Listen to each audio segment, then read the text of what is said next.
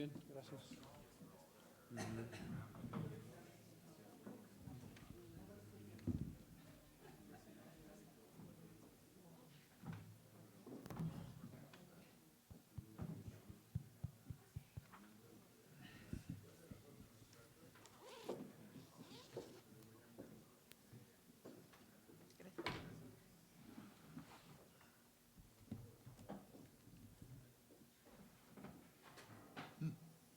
Perdón.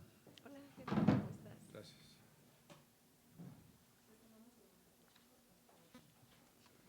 Muy buenos días, tengan todos ustedes. El Instituto de Física de la Universidad Nacional Autónoma de México y la Academia Mexicana de Ciencias les dan la más cordial bienvenida a la ceremonia de ingreso de la doctora Aurora Hernández Machado como miembro correspondiente de la Academia. Nos acompañan en el presidium la doctora Cecilia Nogués Garrido, investigadora de este instituto, en representación del doctor Manuel Torres Lambanzat, director. El doctor José Luis Morán López, presidente de la Academia Mexicana de Ciencias. La doctora Aurora Hernández Machado, miembro correspondiente de nuevo ingreso e investigadora de la Facultad de Física de la Universidad de Barcelona. El doctor Rafael Barrios Paredes, investigador del Instituto de Física de la UNAM y anfitrión de la doctora Hernández en México.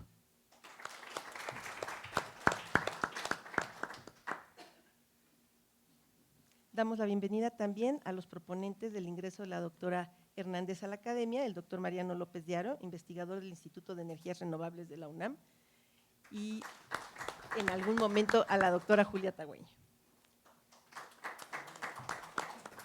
Escucharemos a la doctora Cecilia Nogués, quien dará unas palabras de bienvenida. Sí, muy buenos días, tengan todos. Bueno, hoy me toca dar estas palabras de bienvenida en representación del doctor Manuel Torres, director de este instituto. Y bueno, el doctor Barrio me pidió que hablara en inglés y me dijeron que bueno, que diera la bienvenida en español, entonces no sé, puedo hacer un híbrido posiblemente, ¿no? Entonces, bueno, yo había escrito algunas palabras y bueno, déjenme empezar. Bueno, on behalf of the director of the Physics Institute, Dr. Manuel Torres, let me welcome you today. It is always important to recognize the contribution from scientists beyond our frontiers. But it's more important to build bridges for our community, for our scientific community. I'm sorry, I have some thing. Only with the sum and diversity of minds, it is possible to science makes significant progress. I'm convinced about that. Therefore, the physics community, our community here in the Physics Institute, welcome Professor Aurora Hernández Machado, and please consider this your second institution, please, and as an important partner for your collaborations. Finally, I would like to transmit the congratulations and the best wishes for a successful event and meeting from Dr. Manuel Torres, who is not present here today for different reasons. But thank you very much for the Academia Mexicana de Ciencias, okay, for the realization of this important event. It is always important to have this, to build these bridges with other communities, with other important scientists. And congratulations to Dr. Aurora Hernández Machado, and welcome you again. Y bueno, pues muchas gracias a todos ustedes por estar aquí presentes. Es muy importante realmente tener a la diversidad de mentes para construir en ciencia. La ciencia, las leyes de la física son universales, ¿no?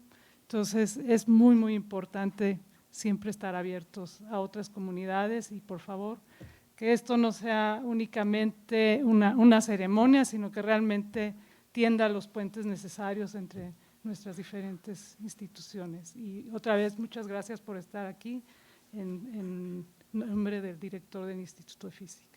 Gracias.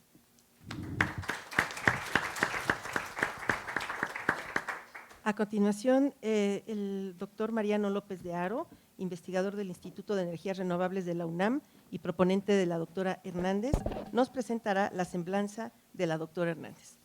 I'm sorry for the change of program, but I was asked to deliver this small speech concerning Aurora, whom I met a long, long time ago, longer than many of you would know. Anyway, I was told to read what Rafael prepared for Aurora, and he starts by saying that she was born in Barcelona, although she preferred to say that she was born in La Rioja. Anyway, the land of the wines. And she studied physics in the University of Barcelona, I think, and she obtained her doctorate there under the supervision of Maxi San Miguel in 1985. She carried out a postdoctoral stay at the Philipps University in Marburg, Germany from 85 to 86, and she got a Fulbright postdoctoral fellowship at the University of Pittsburgh in the United States in 1987. She has been assistant professor at the Universitat Autónoma de Barcelona, Universitat de Barcelona. She has been research consultant at the University of Pittsburgh, and she has been a member of the Institute of Theoretical Physics at the University of California in Santa Barbara in 1992. She also stayed on a sabbatical at the Université de Paris in 2001, and another sabbatical stay, believe me or not, here at UNAM in 2008. And she was a full professor in physics. She's been full professor in physics at the Universitat de Barcelona from 2012.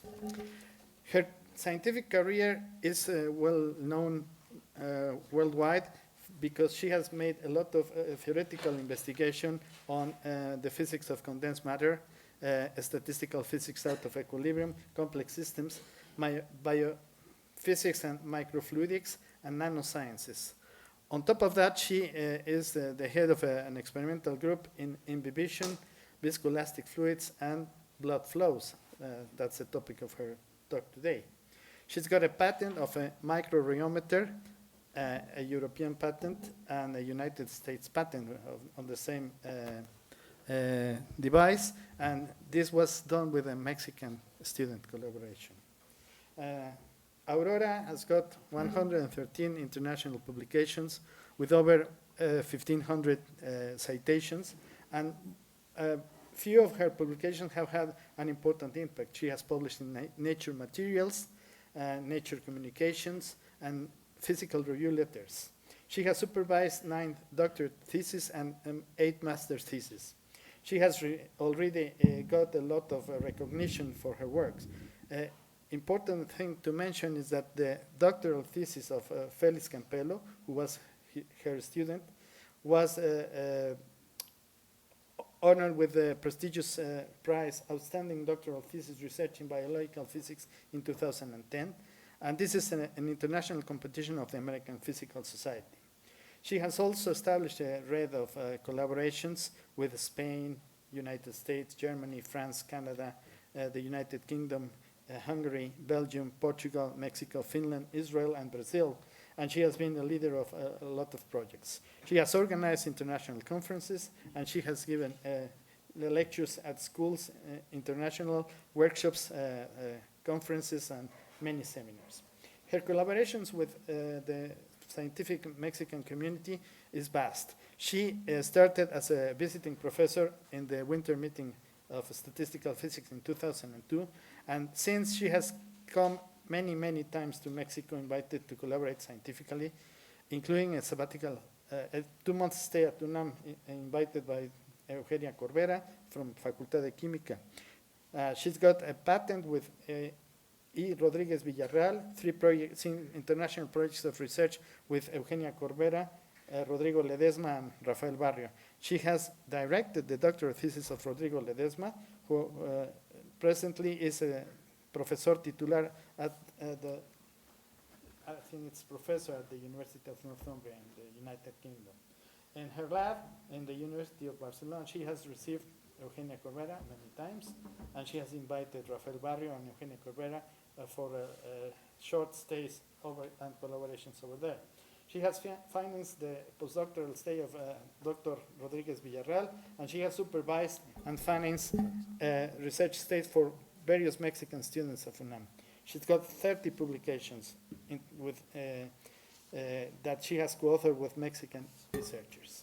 And amongst the researchers, amongst the students, I will mention Rodrigo, of course, and Felipe, and of course, the students, the Mexican students include Ivonne Dominguez Roman, Hernán Barrios Sang, Areli González Guevara, and Mireille Bravo Gutierrez, and Joaquín Flores, who was a student of Eugenia Corbera and a collaborator of mine as well. He has spent many times with Aurora. So I think it's a real honor for the Mexican Academy of Science to have Aurora as a correspondent member, and I personally congratulate her on that achievement, and I hope that you will enjoy what she will have to say later on. Thank you very much.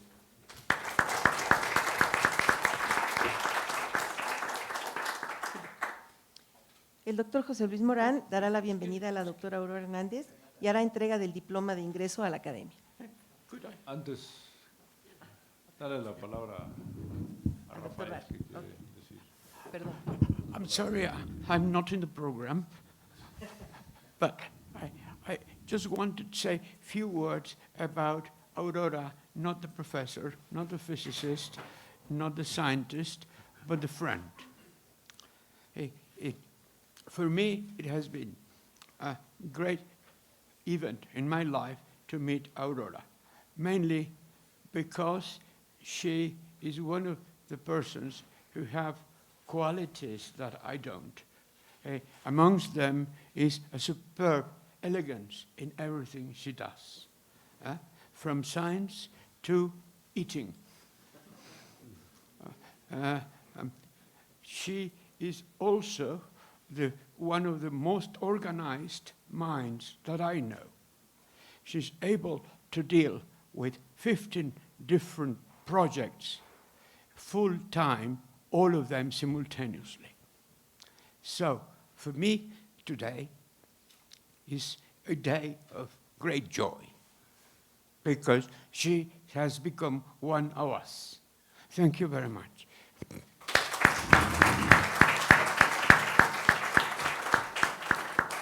Toma la palabra el doctor Morán.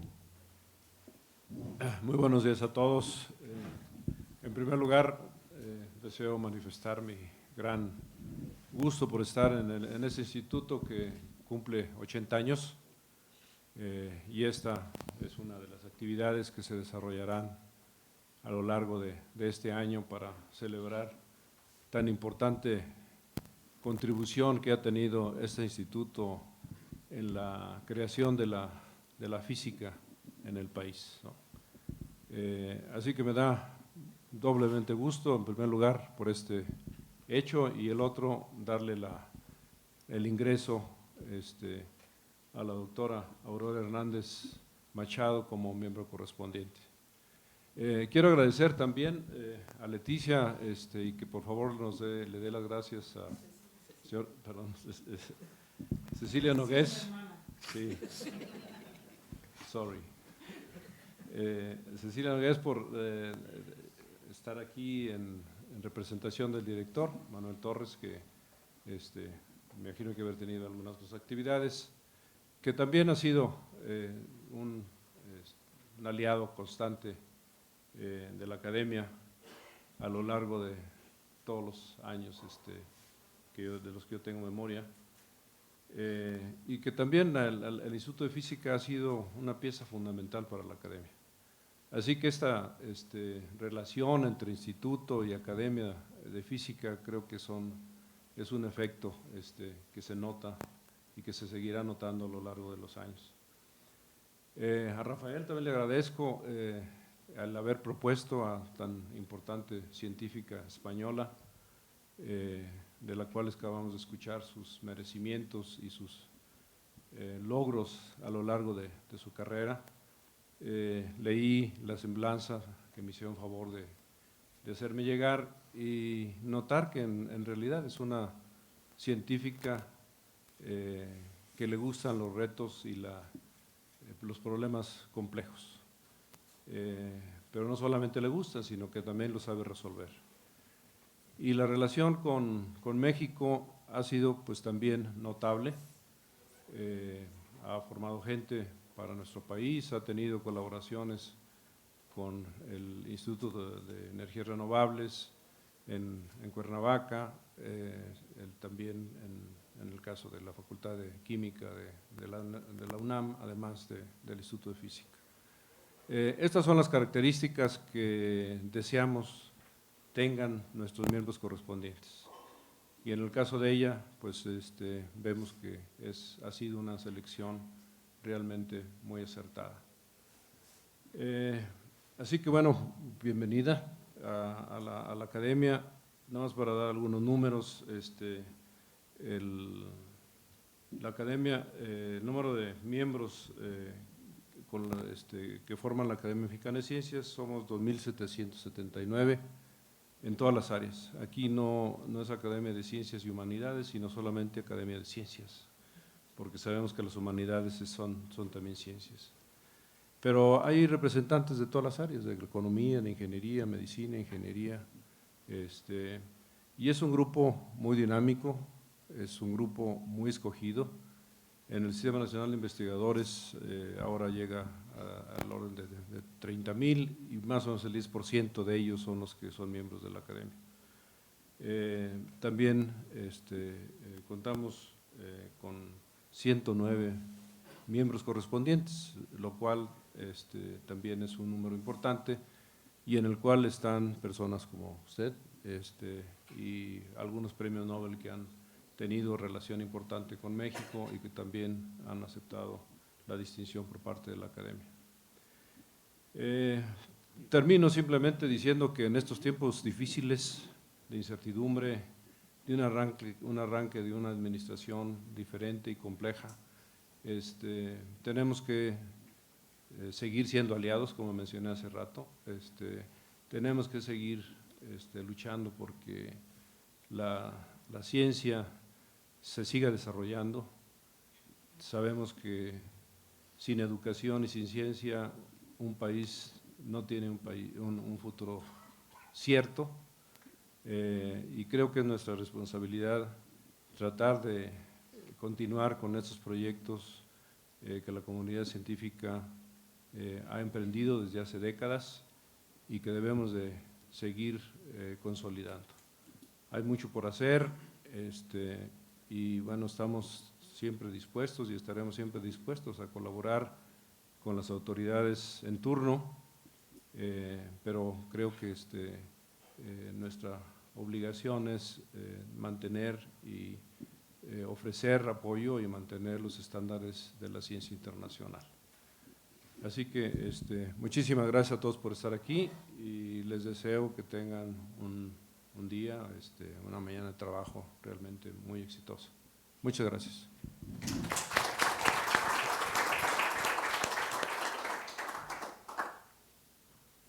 A continuación, el doctor Morán hará entrega del diploma que acredita a la doctora Hernández como miembro correspondiente de la academia.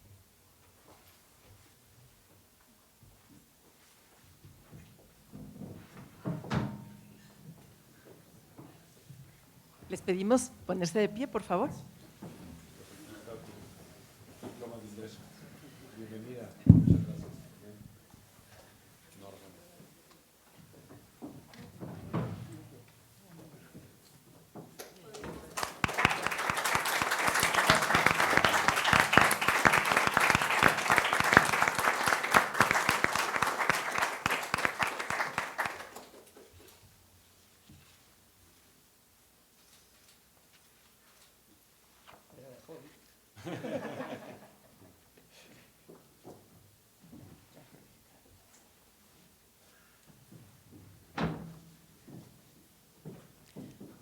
Pues muchas gracias a todos y a continuación escucharemos la plática que la doctora Hernández ofrece por su ingreso a la academia.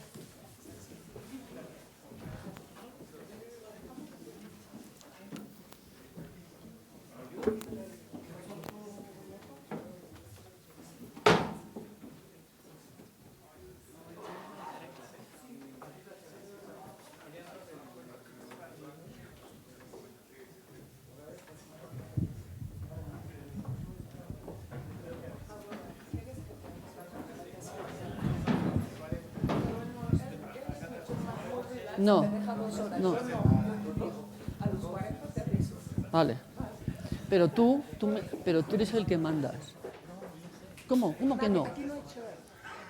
No, no. O sea, ahora que soy miembro de la Academia, a ver si os arregláis un poco en este tema.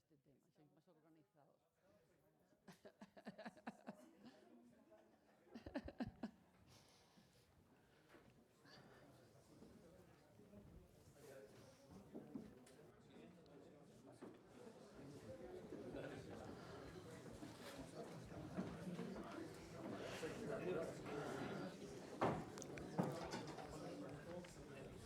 ¿Qué hora es? Va. Normal.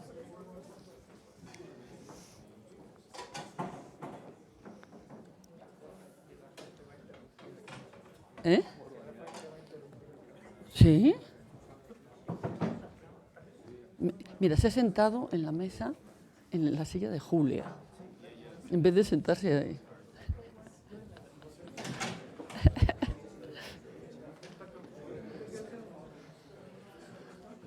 ¿Qué país? ¿Qué país?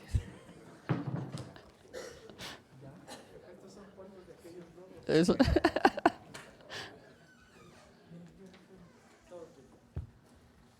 ¿Se oye? Sí, se oye.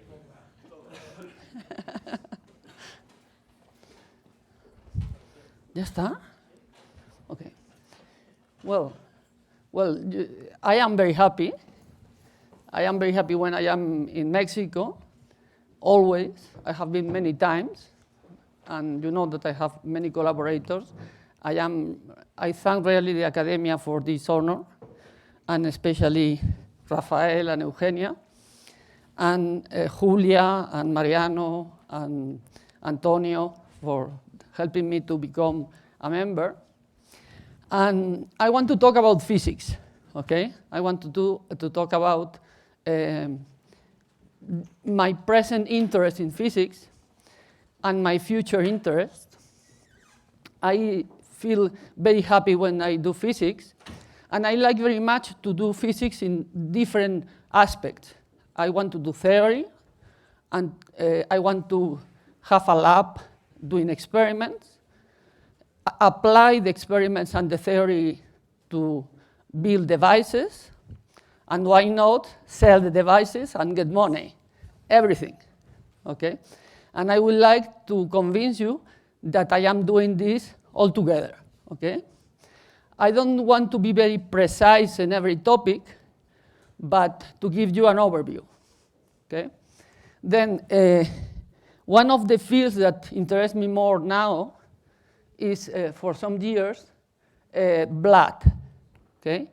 It's a fluid, it's a biofluid, has a complex structure, but it's simple in some aspects. And I want to do the simple things of blood. And then, for a long period, it's something like 15 years, I have been working in this field, doing the theory, experiments, and building a company. And I want to talk about all these things. And then, for me, the most simple thing was to study rheology. I started to work in rheology with Eugenia, and was interesting to apply these ideas of rheology at the micro scale that makes life easy. And then we talk about this concept of front microrheology. This means the advance of fluids in a microchannel. This means in a channel of the size of a microns, of 200 microns, 300 microns. This means that with a very small amount of liquid, you can study the properties of rheology, and rheology is simply the property of the viscosity that a fluid has, and this characterizes many things, as I will try to explain to you. Then this is a red blood cell. We are seeing here the membrane of the red blood cell. It's a bag with hemoglobin when you have in the body is in the blood flow, and you have plasma, that is water. You have these cells, and these cells give the elasticity, the viscoelasticity properties of blood. And I have studied cells by itself, and then I put these cells in a fluid and see what happened with it. What are the viscoelastic properties of this complex fluid that you have when you have plasma and you have cells. Okay, then I started to work in this field many years ago, and my motivation was, for example, here you have an example of a red blood cell. This is the typical shape of a red blood cell. We call this discocyte. And immediately you can see that this, well, it's a beautiful picture. It's very aesthetic and has a property that's important, that is very deformable. This means that the size of this cell is 6 microns by 2 microns. It's very elastic, it's very deformable, because one has to go around the micro vessels, for example, in the brain, should squeeze a lot and deform, and because in other case can break the vessels, and then you can have a stroke. And for example, here you have, this is the malaria the insect that beats you and gives you malaria. And for example, here you have a healthy red blood cell. This is a pipette. You make aspiration, and you see the deformability of the cell. And here you see that this red blood cell is infected by malaria, and then it has changed the shape, is much more rigid, and creates a lot of problems when it's in the body. Okay? Then we are very interested to apply our studies to study malaria. We are collaborating with people in malaria. And the first thing that you can do is to study one cell and then put this cell in the fluid. Okay? And I want to do theory. This means that I want to do mathematics.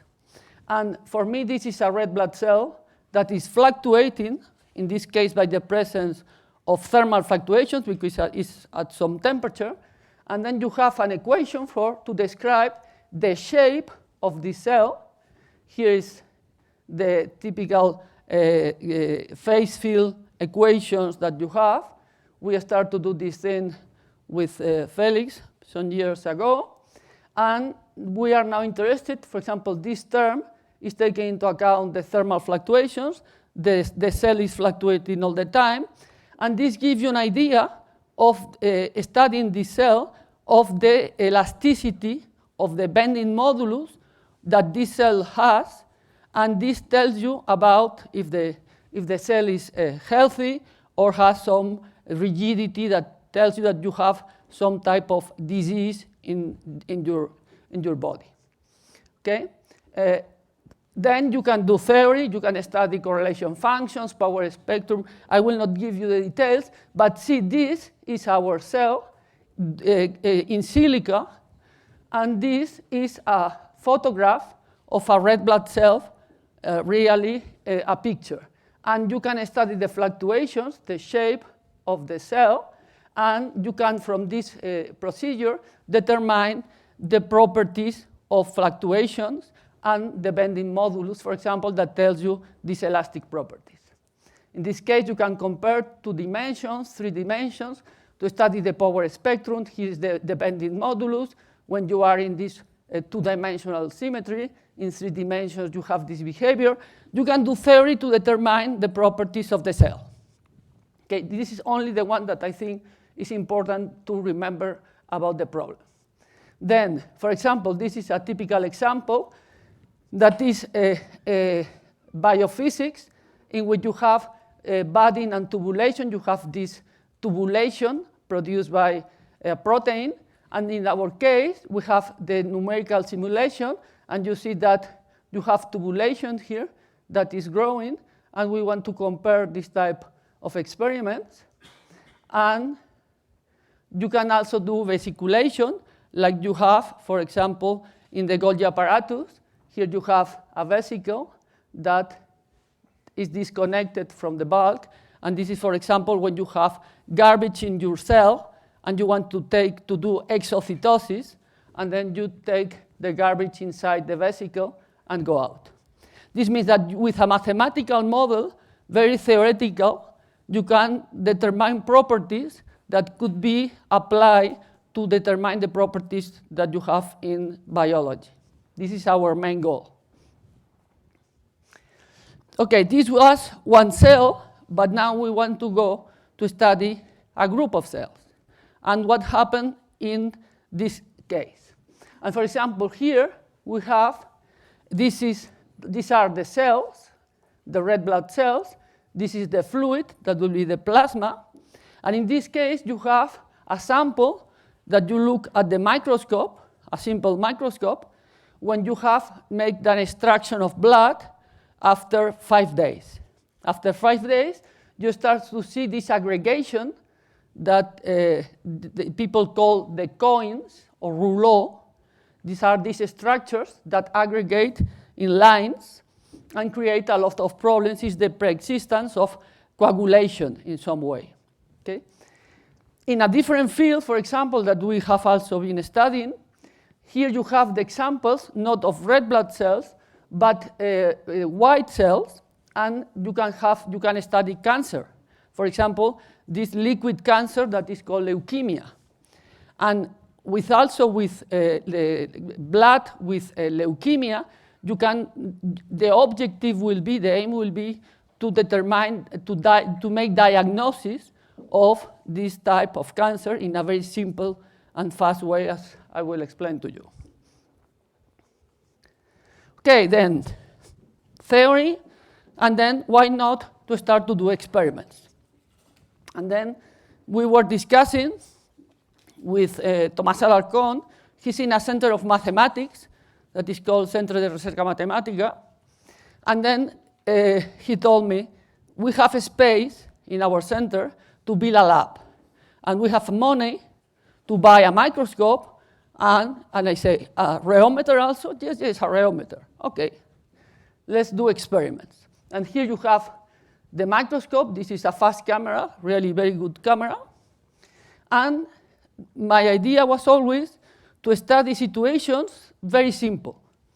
And the idea is here, this is the experiment, and here you have the microchannel. This is the microchannel. I want to do all my physics in this size, okay? This is the experiment. Here you have the chip. This is the picture. And you have a front moving inside the microchannel. Here you have, you are seeing from above. You see this is 1 millimeter. The height of the microchannel is 200 microns. And the length is 4 centimeters. And then the idea is we start in this way. You start with a microscope. You push the fluid. In this case, it's simply water. You put water. You have here the interface separating water and air. You push with a pressure, and you see what happens to the velocity of the front. And for this reason, I call this front microrheology, because I will study the viscosity at the microscale, and we will study this viscosity studying the velocity front. And this makes life very easy, because with a simple microscope, you can determine this velocity. It's not like when you do PIP, particle image velocimeter, in which you need test particles that tells you what is the velocity.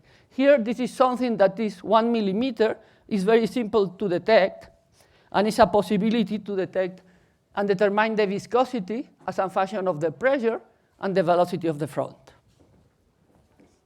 And this is the typical picture. Here you have the front, this is the microchannel, and you see that it's very, very small. Okay, then, for example, this was one of the first examples that we studied. We studied blood, and the simple thing was, I take blood from a bank of blood that we have an accordance, and then we have healthy blood. We have 1 day, and then you look in the microscope without any dynamics, and you see the red blood cells, and there is no rouleau. There is no aggregation. And then you wait for 5 days, and you start to see many rouleaus with these coin structures. You study the viscosity now. You apply this expression that I told you. You make a pressure. You study the velocity. And you can determine the viscosity as a function of the velocity. This is essentially the velocity. When it's essentially plasma, the 25% means the hematocrit, the amount of red blood cells in the total volume. And then when the hematocrit is very small, it's simply like water, and you have a constant value of the viscosity.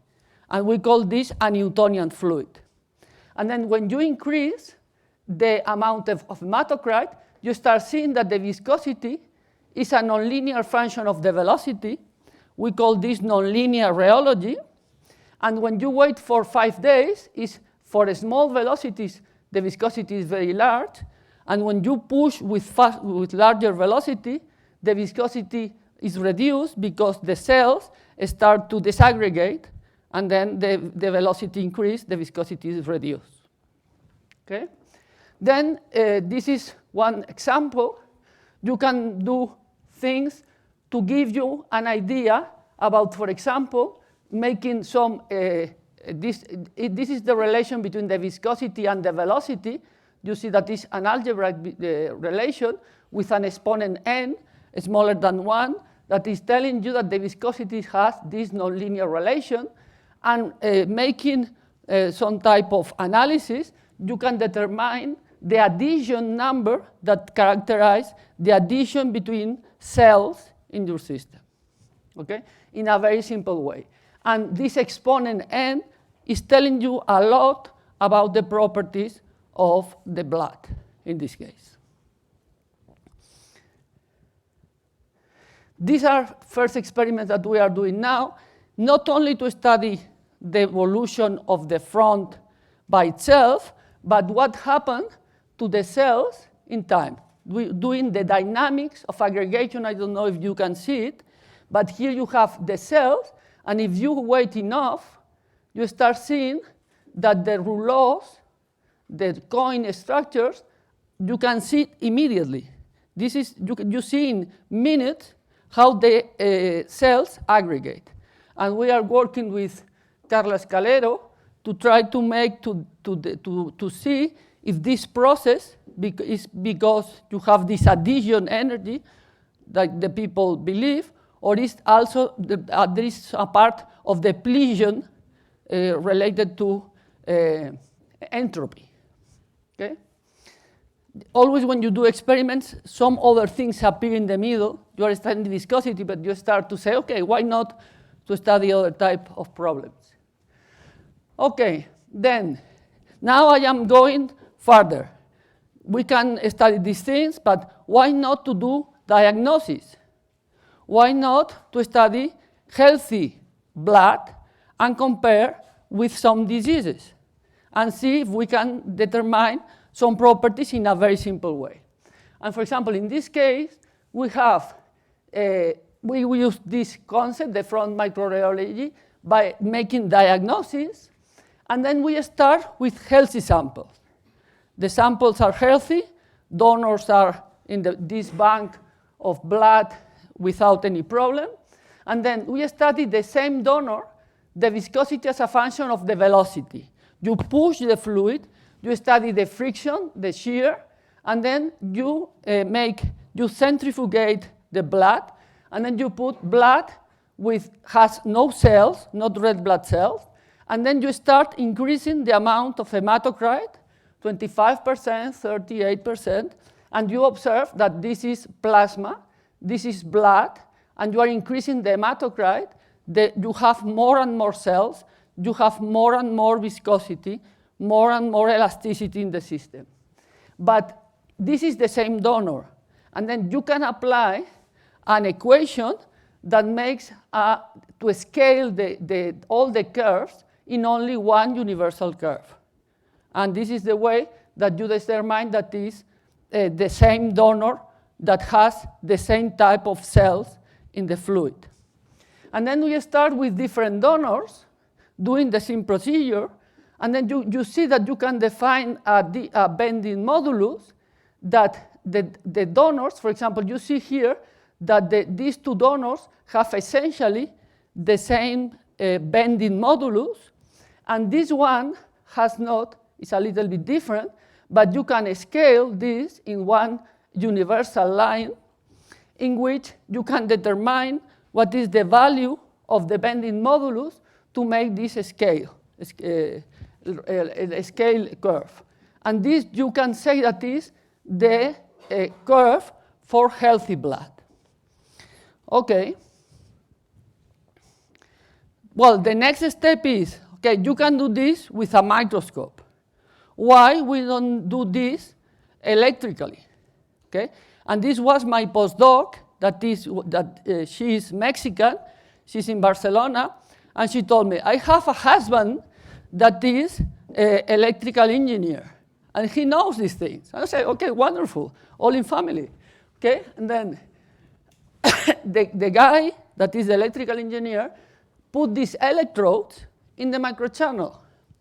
Okay, and now the front is moving inside the microchannel, and the microchannel, the electrodes, when you have the front of blood advancing in the microchannel, is detecting the presence of this front in time. Then if you determine here you have the electrodes, and then you see that the distance between electrodes is the same. And now you simply calculate the time that the front takes to move from electrode to electrode. And from there, you determine the velocity. And then here, you have an example. Look at that. This is telling you that you have the front advancing. And here, the front will appear. That's it. Okay, then we say, okay, why not? To make a patent, we send the patent to Europe. And they just say, okay, this is original. And now we have now the US patent. I have to say that the help of Center of Research, of mathematical research, has been very, very important. Because to do all these things is very complicated, very bureaucratical, and they did everything, okay? And this is very important.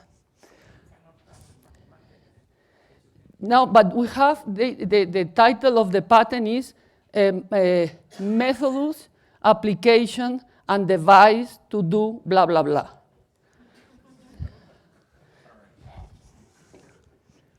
Okay, and then the first thing that we did with this microrheolometer was to have the leukemia.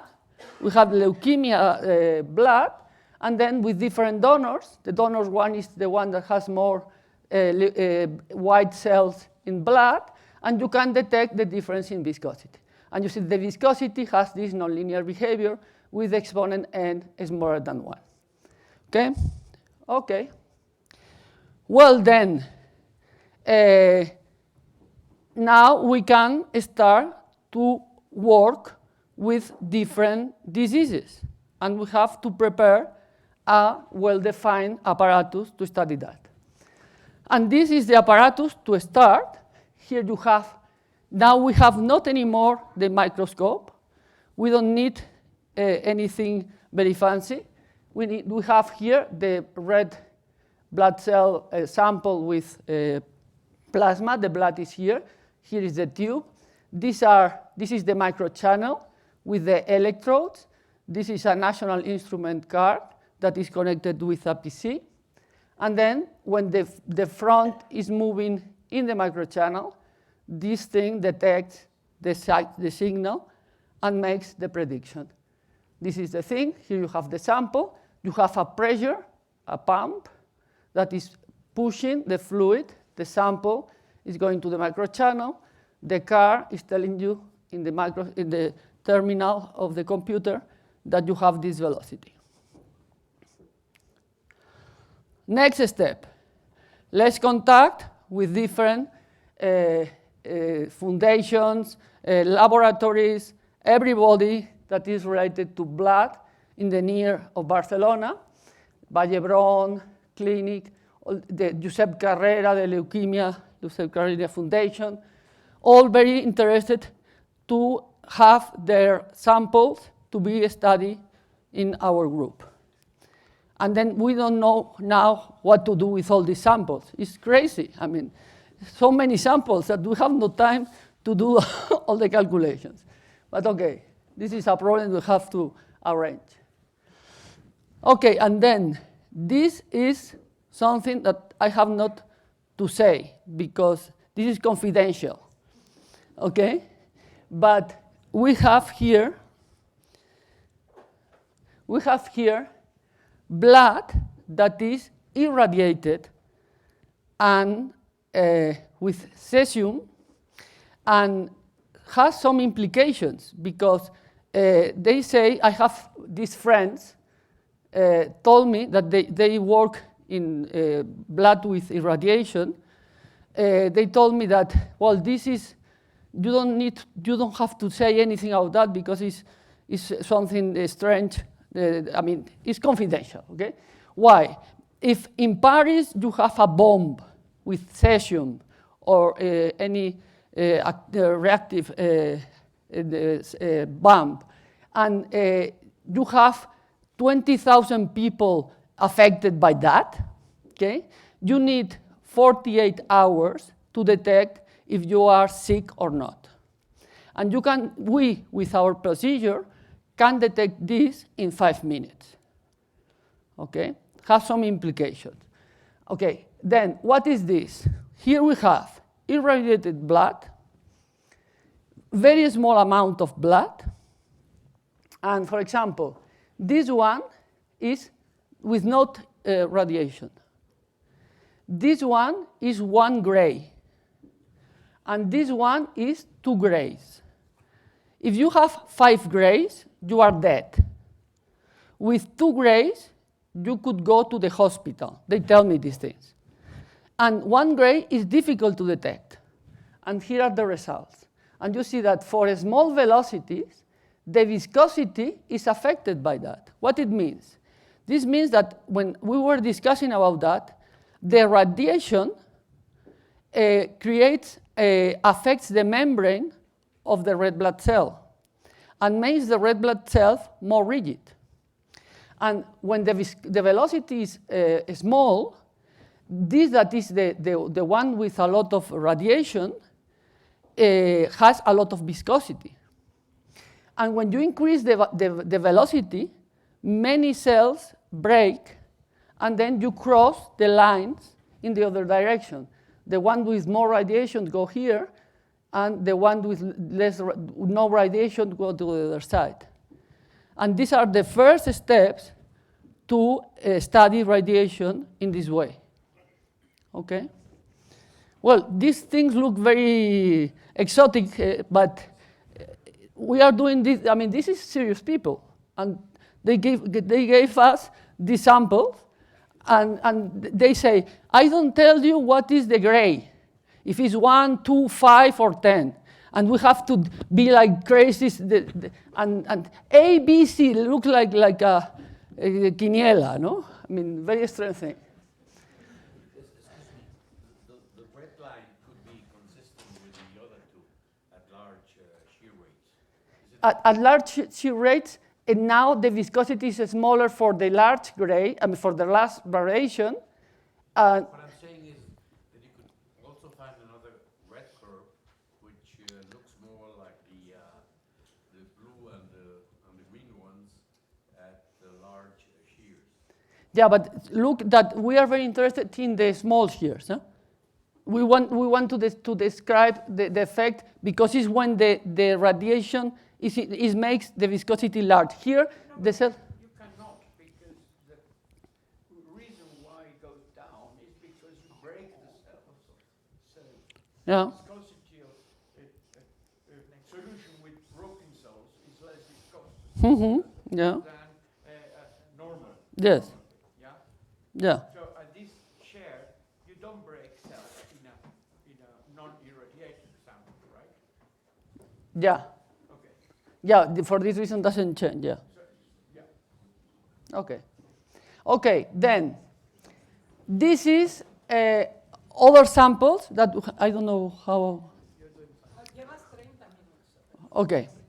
Okay. Then this is a collaboration with a foundation of Josep Carreras.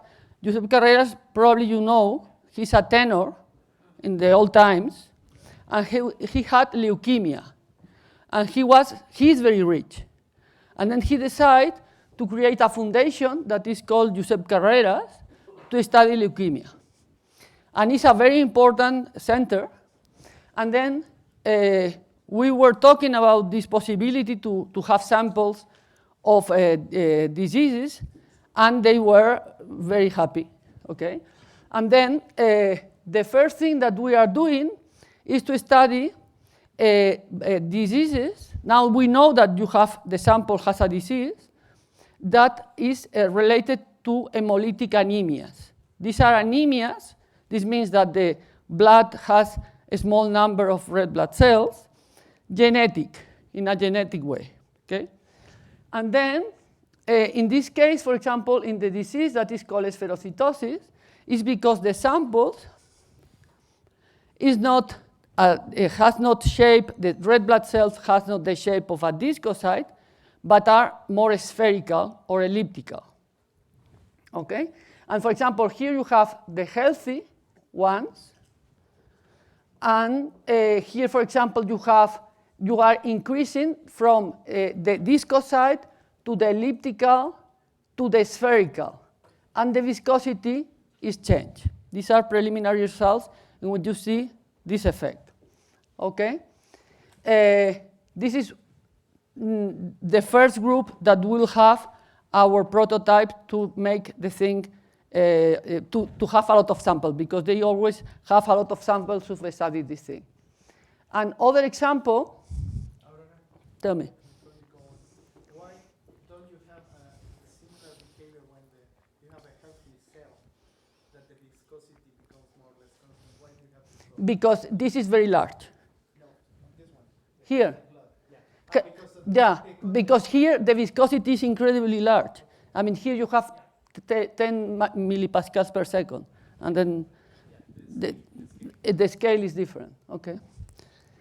And for example, this is xerocytosis, that is another genetic anemia, and it's because the red blood cells lose water, it's deshydrated, okay? And then immediately you have the effect. I mean, other time you have the effect. This is the case with plasma. You don't have the cells. Then this is the healthy one. Here, the xerocytosis makes this value. The scale is over time changed, and you start to see the first effect in this case. This means that with different samples, with different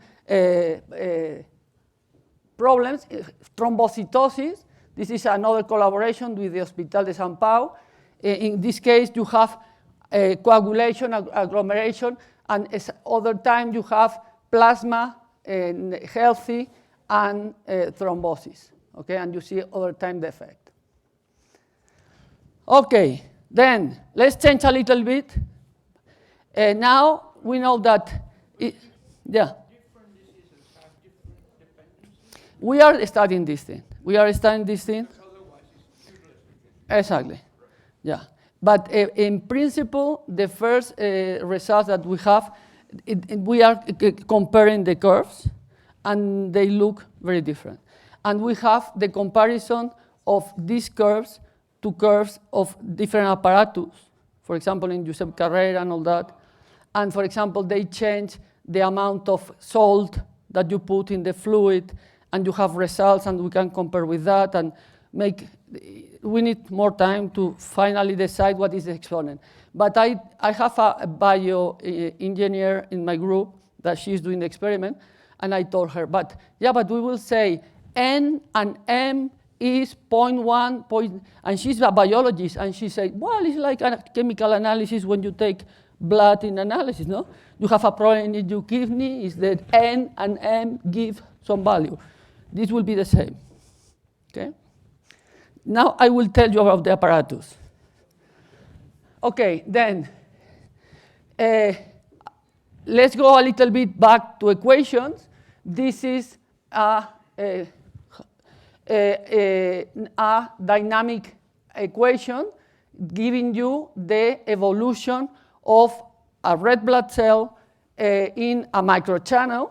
This is a parameter that tells you where is the red blood cell, move with a velocity v pushed by the plasma, has a chemical potential that is the derivative of a free energy that has this bending energy here, the conservation of area in this term. This is Navier-Stokes equation with mass as acceleration, the gradient of pressure, the viscosity, the coupling between the cell and the chemical potential. This means that we can go back to theory and we have this result. We have these recent results with more cells. And for example, in this case, we are seeing that we have a microchannel. This is the plasma, this is the red blood cell. And in this case, you see that the cell changed the shape and move out of the center of the channel, and in this way reduce friction. And when you study the viscosity, you see that in this case is the bending energy that is changing because the morphology is changing, the position is changing, the orientation is changing, makes this nonlinear effect between the viscosity and the bending number, okay? And now here we have done this for many cells, and the most interesting result here is that when you have one cell, it takes an orientation out of the center of the channel. When you have many cells and you increase the velocity, this is increasing the velocity, they cooperate one to the other and become more horizontal. They don't have this angle, okay? And the viscosity is also nonlinear, okay? Okay, my company. What is the reason why it's larger in the front than? To reduce friction. It's called a sleeper. You see also experimentally. I mean, the way is when you have the bending energy that minimize the shape, lose the symmetry. Is the sleeper.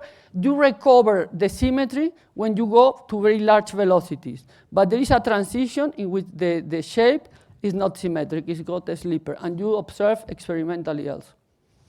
Okay, this is my company. I am very happy about that. And it is called Rheo. Rheo means in Greek motion. And this means the diagnosis by motion. Okay? The river Rhine in Germany comes from this origin. It's moving. Okay? We want to study the motion of fluids and make diagnosis. Okay? And then in this company, we have the center, the university, and ventures, that is this United States Foundation that organized this universal meeting about mobiles in Barcelona. That is a very big event. And the headquarters are in Barcelona, and we have a space there. They give us money to be there. And this is the program, and all this together makes the company. I am very proud about that also. We have now, we were 4 in the company. Now we are 7. And I am Sims, the research strategist. Okay? And this is my graduate student doing biology. This is master administration, and this is an engineer. what is the thing that we are doing to make life simple? That. Okay? This is the apparatus. And we want to sell that, like an espresso machine, smaller, okay? This is very cheap. This is plastic. It's very simple, and tell you hello. Okay, it's a display here, and you push the button, say welcome. What is the pressure that you want? It's a suction. It's here, and then this is the way that you have the consumables, all that, the vacuum. You see, here is the chip that you put, that is the capsule that you take out, and this is the price, that important thing that you buy, very cheap, but you buy, you put the chip inside, you cross, and you put the drop of liquid that go through the microchannel, study the velocity, and gives you the curve. Up, up, up. And we are trying now, this is the machine, we are trying to do different things. This is a collaboration with another group to make things simpler. And for example, in this case, you have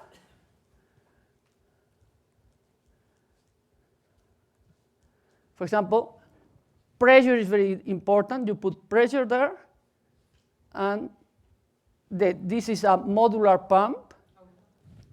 40 minutes. Okay. And then the thing moves, and we want to do this in a different, this will be a different pattern. We are studying all these things. Okay. We are doing the model, and it's not so simple. Looks very simple, but it's not so simple, because this thing is doing vacuum, and then this moves, and it's suction, and it's not so simple. Okay, then, now, relax is, I have 4 minutes, 5 minutes.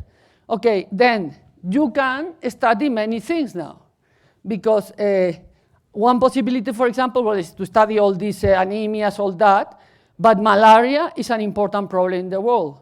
Many children in Africa die from malaria. And to have a detection very fast is very important. And you can do different things.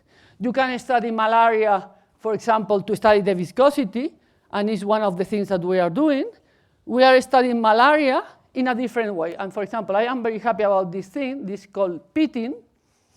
I have results of this pitting, new results. What is this pitting?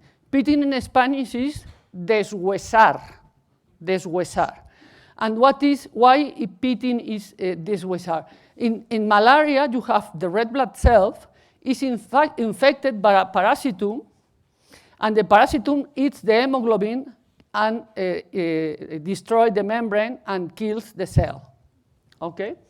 Then the idea is, if you take out the parasitum inside of the cell, maybe the cell could be healthy over time.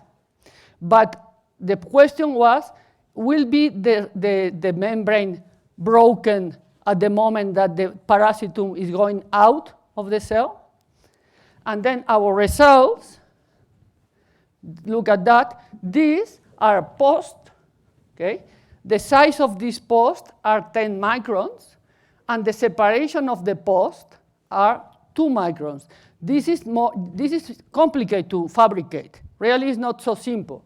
And then you have the red blood cells here, and these black points are the parasitum. And then you can see it's like a play. You can see the play many times. And you have cells that are moving, for example, here. And then you see the cell is moving, the parasitum is here, and stay there. And then the cell becomes healthy. Okay? You see, you see parasitums here, other moves, here one, other one moving, okay?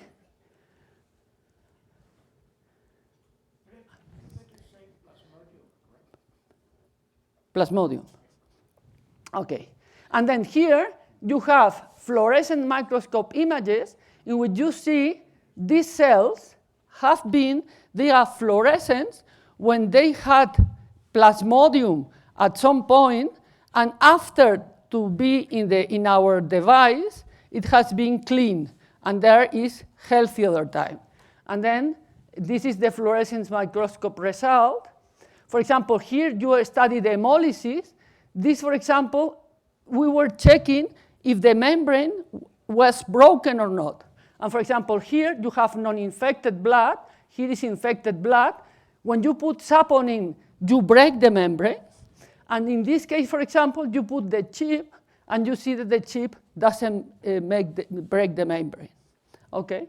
And for example, here you do cytometry, and you see that when you have infected cells, okay, this part, this corner here, tells you what is the amount of cells that were infected and has become healthy over time. And it's something like the 30% of the cells are healthy when you are using our device. Okay? These are not very nice pictures, but this is telling you that in malaria, really the thing that happened is that the viscosity is decreased because the cells are broken. And we want to study previous effects, but the first effect is that the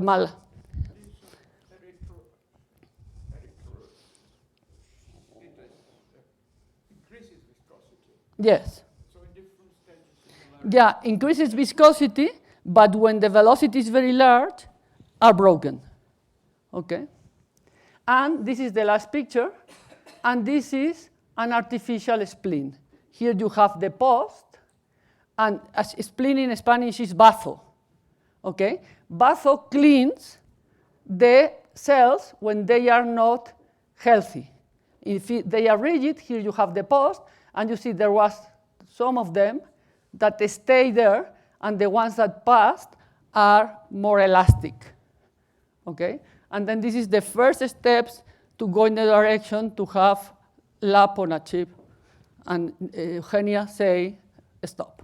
She asked me to tell her, so, because we need time for questions. Okay.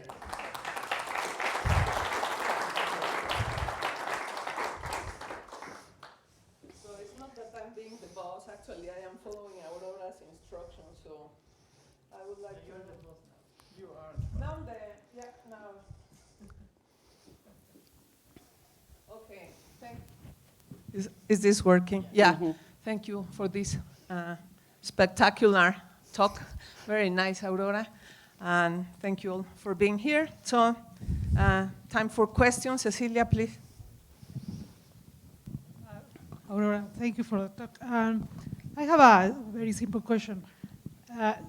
The cells are of the size of microns, as well as the microchannels, or at least this last. So, which is the limit of the Navier-Stokes equations? Because it's to deal with this. Yeah, I mean, it's really, Navier-Stokes aguanta lo que sea.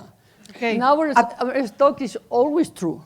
No, because Microscales. you are Yeah, at thinking in a microscale for sure. continuous, Huh? no?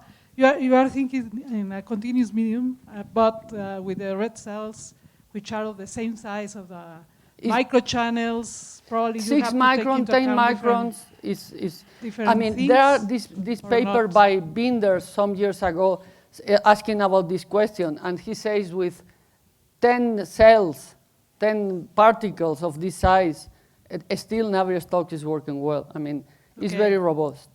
Yeah, well, actually, in nanoscience, also the elastic theory is very robust. Yeah. It's amazing. And another simple question. For example, if you take the blood of a kid, or a child, or an adult, whatever, it's still very robust, the kind of, I Well, mean, how much specific is this Well, test? we have not tried childs because maybe somebody will tell us something. I mean, we are using donors from anonymous donors from the very beginning, and now that we have the connection with these foundations and this lab, we know, but all are adults. But I think, I mean, the effects we are always looking at the effects at the membrane. And for example, the biologists were discussing if it's a male or a female, it will be some effect. In principle, it seems that we are, because in the case of irradiation, we have the two collaborators of mine are giving the blood of and we know that, and she was happy to demonstrate that she is the same as the man. Our blood is the same. We're lucky. Question? 1 second. Thank you very much for your talk. It was very interesting. The question is, I think still you have to introduce the tension forces that are scale related, and then maybe they are in the potential of in the other. Surface tension, you mean, yes. Or line tension? Yes. Yeah, we introduce line tension to be sure that the membrane, that the area of the membrane doesn't change, because it's full. I mean, the lipids of the membrane are fixed.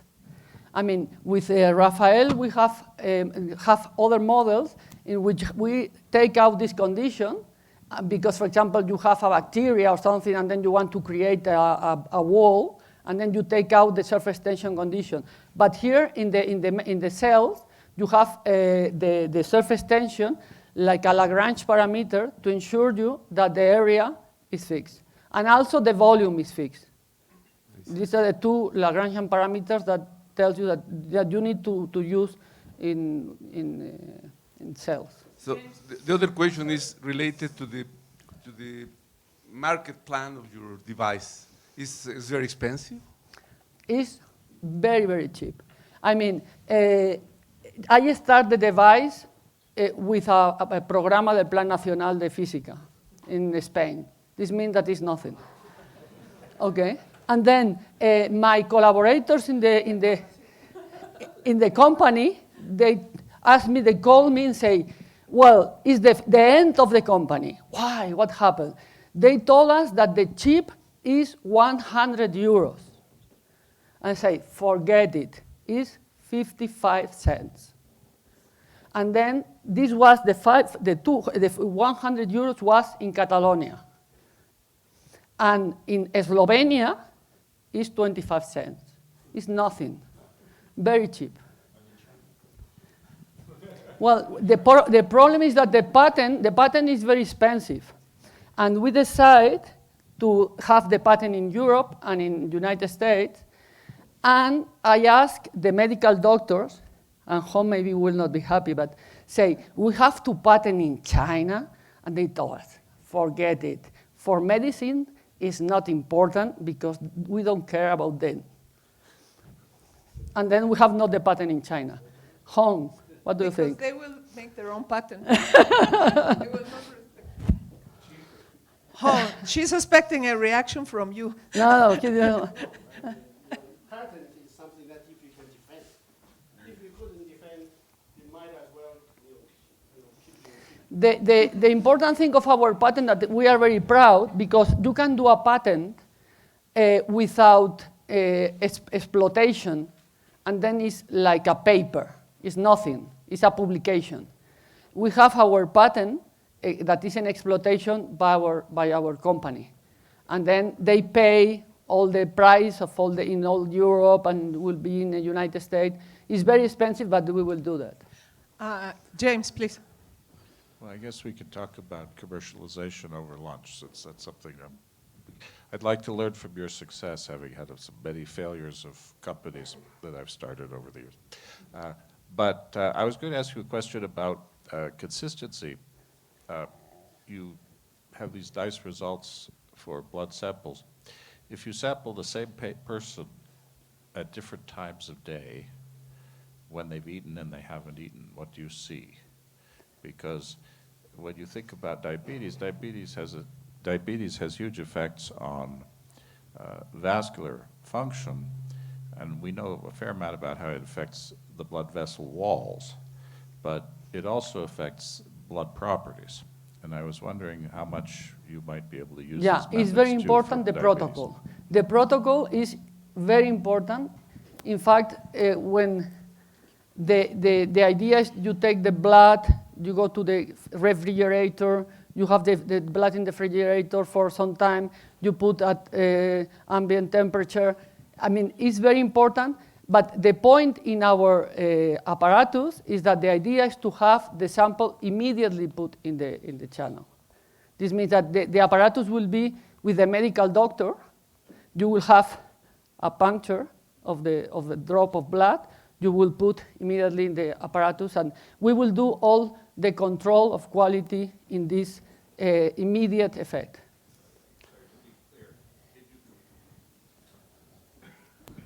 Have you compared your analysis for fasting and non-fasting blood? Yes, and the effect is very important. And so you see a big difference. Immediately. Okay, if it's okay with everybody, is that Rafael wants to prove that Mexicans are tough. We are going to make a toast at 10 in the morning, so there's some wine. So do we thank Aurora for her wonderful talk again, please? And we'll continue the discussion.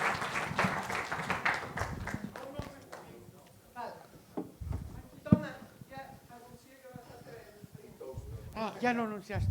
Ah.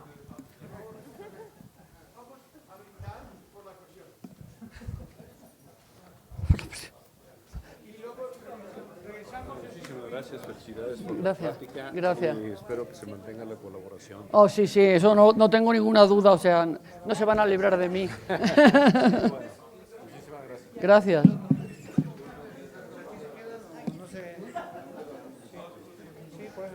¿Tú quieres probar esto, no? Sí, probaré. No. ¿Quién está a cargo de las cosas de...? Es que la plática que sigue es mía, lo siento, Félix. Tú lo pruebas en el lunch, porque la plática que sigue es mía. Tú, bueno, en el post, le voy a probar. Ah, muy bien, muchas gracias.